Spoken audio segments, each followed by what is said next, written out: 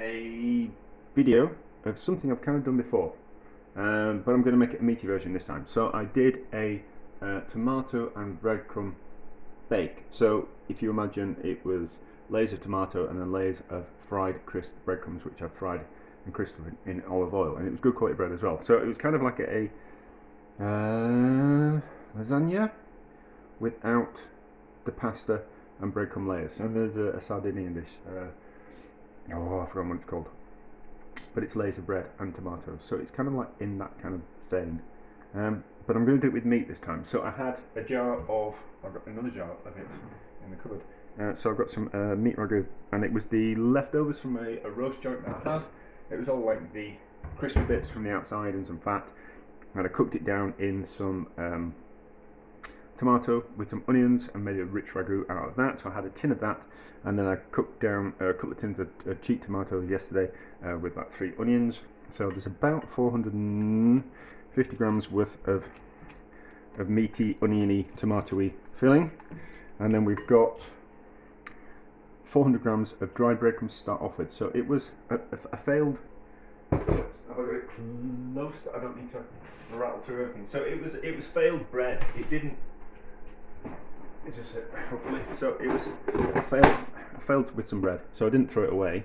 It didn't rise properly. There was something wrong with my starter. So I saved the bread and I dried it out, and then I crushed up those to turn it into breadcrumbs. So there's 400 grams worth of dried bread. So I reckon that's about 600 grams worth of fresh bread, and then 100 grams worth of olive oil in there as well. And then I'm going to make it a bit more pasta bakery, but I'm going to put some white sauce on top of it. So it's just a case of doing layers. Oh, and I'm going to top it off with breadcrumbs instead of cheese, which is a very Italian thing to do, like poor man's poor man's parmesan. So I reckon 4 layers of meat. So you just divide the meat into 4, like that. So that's about that. I've seasoned it, it tastes nice. And then we want 1/5 of the breadcrumbs, and then another layer of meat, and then another layer of breadcrumbs, and another layer of meat, and so on until we run out of meat. And then we might need 6 layers.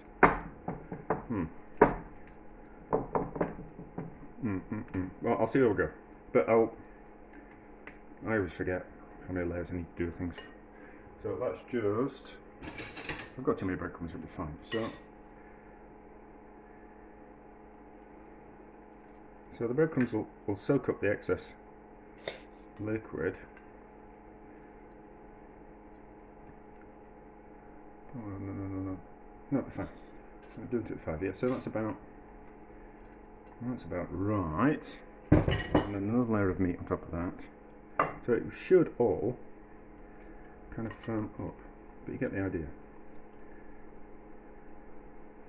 Yeah, I was kind of thinking that I should do a layer of breadcrumbs and then put the white sauce on top of that, but I don't think I'll have enough breadcrumbs to do that. So, but you get the idea. So I'll carry on doing this. You don't need to see the whole video, do you? No. And then the white sauce was about a pint of white sauce with a stock cube in for flavour, and then just thickened with a bit of flour and fat, which is a beurre manier. But those packet sauces that you can, those packet sauce of with granules that are just granules that you just thicken up milk with, are fine if you want to make a white sauce, or a jar of it would be fine. So understand what I'm doing. A layer, and then it should hold all together. I mean, it should be nice. I mean, ingredients that taste nice when you put them in something should create something delicious. Hopefully. So we have done meat, breadcrumbs, meat, breadcrumbs, meat, breadcrumbs, meat. That's 4 layers of meat, I'm sure. And then I've got that amount of breadcrumbs left and the sauce. So my choices are, I can put another layer of breadcrumbs on and then put sauce on and then put cheese on, or I can put sauce on now and then breadcrumbs on top. I think for the sake of doing something different, instead of putting cheese on top, we'll put the sauce on top, and then breadcrumbs on top of that. So yeah, it's about a pint worth of sauce. So although it probably would have been better with,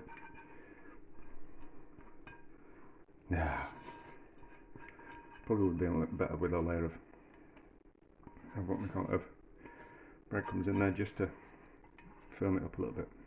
The breadcrumbs are going to soak up the excess liquid in the same way that when you do a pasta bake, that the pasta, any kind of baked pasta kind of dish, the pasta soaks up, is cooked with the excess moisture from the sauce and the other ingredients that you kind of put in. So the bread's going to do that job because we've dried out the breadcrumbs, so it'll already be soaking up the excess moisture, so therefore it should hold together. And then breadcrumbs on top. That's okay, they're not too hot. So it's just an alternative, but it's just like doing cauliflower cheese, isn't it, with breadcrumbs on top.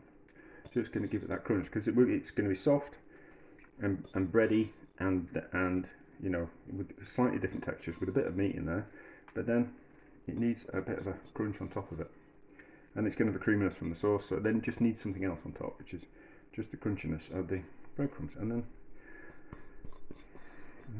it's Saturday, so I'm going to go swimming. I've been out for a walk already, so I'm going to, I need to probably see my mum as well, so I need to go to the supermarket as well. So what I'm going to do is I've made it now, and then I'm going to put it in the oven when I go out. I'm going to put it on in the oven about 120. I'm going to be out for about 2 hours if I get a move on, and then so like being at 120 for a couple of hours, and then when I come home we'll just give it a blast of heat just to kind of finish off.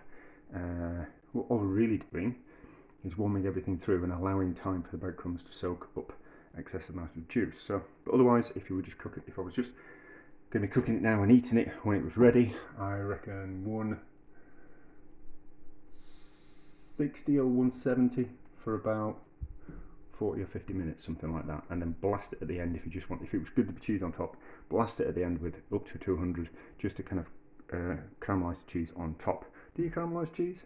No, you just grill it, don't you? But it does caramelise. You know what I mean? Gratinate the cheese on top. But anyway, there we go. Should be cooked. Let's have a look.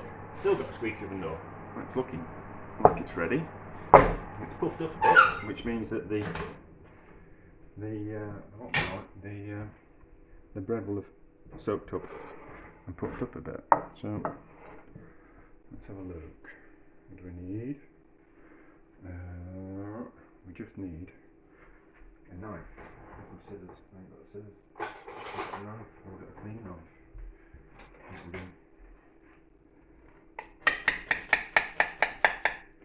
Is it hot there? Yeah, that's hot.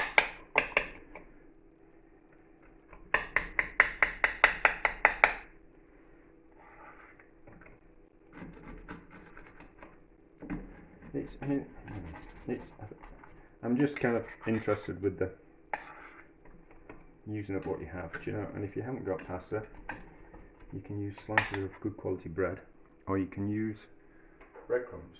Yeah, because I don't like waste. So I'm just curious, and if this works, that means I could also do a completely like a vegetable one. So like courgettes, cooked courgettes in tomato with onions, and that will work as well. If this version works, then anything's going to work.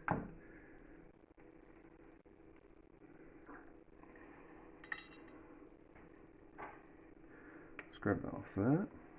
Looks like it's worked. Looks like it's worked. Let me grab that.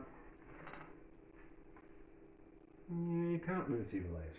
Can't really see the layers. So let's get a picture. And then it's got a nice crust on the outside. And then we'll give it a taste. Right. I'm not going to give that a taste, I'm going to give this a taste.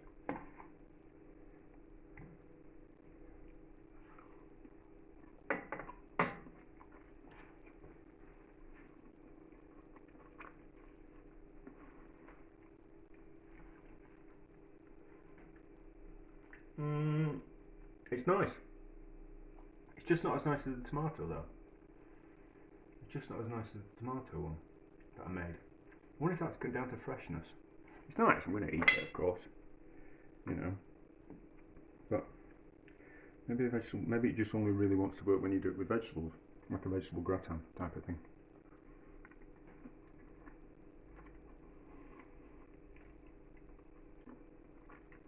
No, it's nice and it works. I just prefer that tomato one. Does it have the sharpness of the tomatoes? So maybe it's because that the breadcrumbs are kind of quite rich because they are cooked in olive oil, and it's meat ragu, and they're both rich, and then the sauce on the top is rich, and then it's more breadcrumbs on top. So maybe the acidity of the tomatoes cut through and just made it nicer, that kind of way. So maybe the filling just doesn't need to be as rich as the layers of breadcrumbs. It's nice, of course I'm going to eat it, of course I'm going to enjoy it, but I think the tomato version with the sliced tomatoes on each level, on a layer of sliced tomatoes and then breadcrumbs on top, was just nicer. But I'll give it another go, and we'll try it with like vegetables, so like courgettes and onions, and maybe anything else. Probably work with peppers. But anyway, so works. It's nice, just not as nice as the tomato one.